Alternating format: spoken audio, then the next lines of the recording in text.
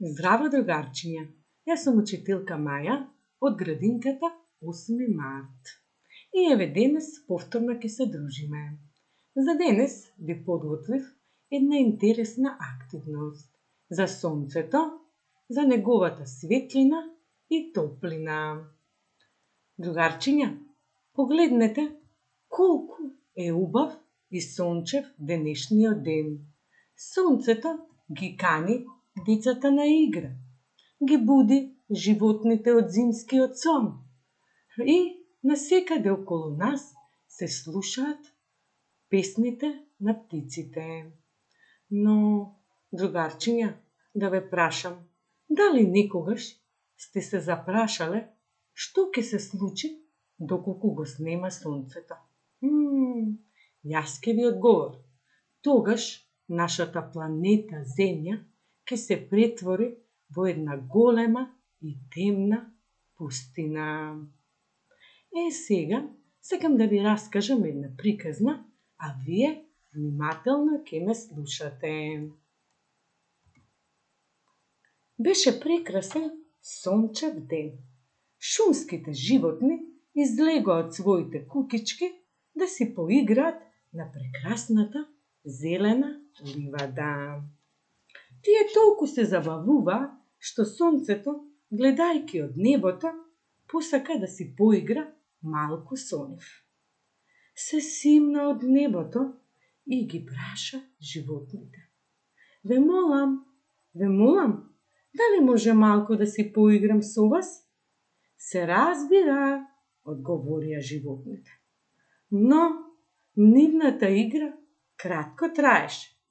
Од светлината и топлината на сонцето, животните почнаа да се скриваат во своите домови. Сонцето остана само и тажно. Тоа се врати повторно на небото и се скри позади голем облак и остана така тажно неколку дена. Во шумата беше темно. Шумските животни не можеа да си играат на ливадата. Па, затоа решија повторно да го поканат сонцето. Но сега го поканија да си поиграат навечер. Така, тоа се симна повторно од небото и цела ноќ си играше со животните. А веќе рано наутро се врати на небото и ги пушти своите зраци и топлина. Ви се допадна приказната, другарчиња? Од оваа приказна може да научиме колку ни е потребно сонцето. Без него нема да има живот на планетата Земја. Знаете ли дека сонцето во текот на годината со различна топлина ја загрева нашата планета? Па затоа имаме и 4 годишни времиња. Ајде сега заедно да ги именуваме годишните времиња како што се на сликата. Првото годишно време е зимата. Второто е пролет. Третото годишно време е летото. И на крајот ни доаѓа есента. А сега да ве прашам, што мислите, другарчиња, кога сонцето најмногу ја топли нашата планета?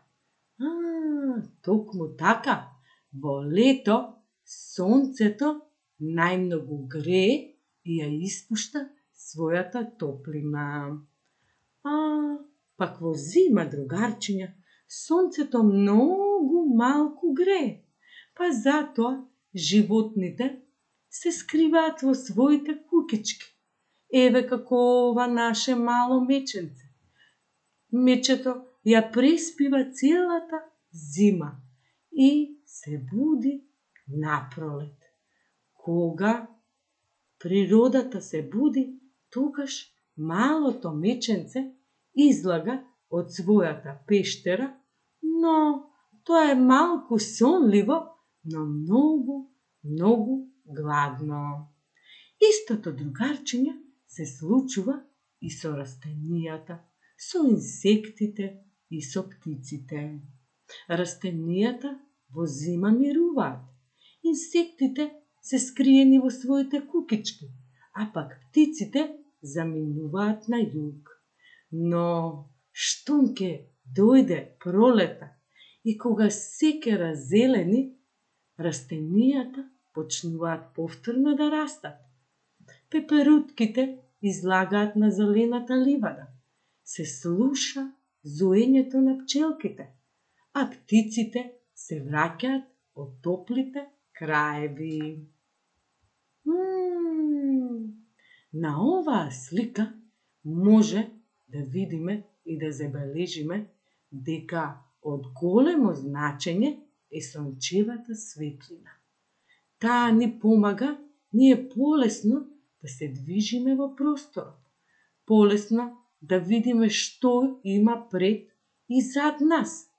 И затоа се потребни сончевите зраци и светлина. Но замислете, доколку го нема сонцето, па тогаш постојано ќе биде темно и ние, другарчиња, ќе треба многу често да спиеме, а јас сум сигурна дека никој од вас тоа не го сака. На оваа слика се забележува дека од големо значење е сончевата светлина и топлина за раст и развој, како на човекот, така и на растенијата, на животните и на птиците. Па така, од ова малечко пиленце, со помош на сончевата светлина и топлина, ќе порасне една голема и убава кокошка. Ова за мене е најинтересниот дел. И јас сум сигурна дека и вие неколку пати до сега, додека сте шетале со родителите или пак сте си играле со вашите другарчиња, сте ја забележале сенката, која што како што вие се движите и таа се движи заедно со вас. Другарчиња, сега ќе ви кажам како настануваат сенките. Сенките настануваат кога сончевите зраци ќе наидат на некој предмет. Тогаш тој предмет не ја пропушта сончевата светлина и така настануваат сенките. Но сенката е различна во текот на денот. Таа се менува незината големина. Па така може да забележиме дека имаме големи и мали сенки. Па една од моите задачи е кога ќе си прошетате со вашите родители да видите чија сенка е поголема, дали вашата или на вашиот татко. Многу ви кажав денеска за сончевата светлина и топлина. Но најважно од се е да запомните дека задолжително треба да излегувате надвор, да си поиграте или да прошетате. Но немојте да заборавите со вас да ги понесете и очилата за сонце. Денешната моја задача за вас е многу интересна.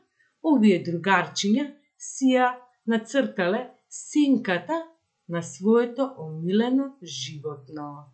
Па токму тоа и вие ќе може да го направите во вашите домови или пак во вашиот двор, да си ја нацртате сенката на вашето омилено животно или на вашата омилена играчка. А сега голем поздрав од мене и бакнеш. Довидување, другарчиња!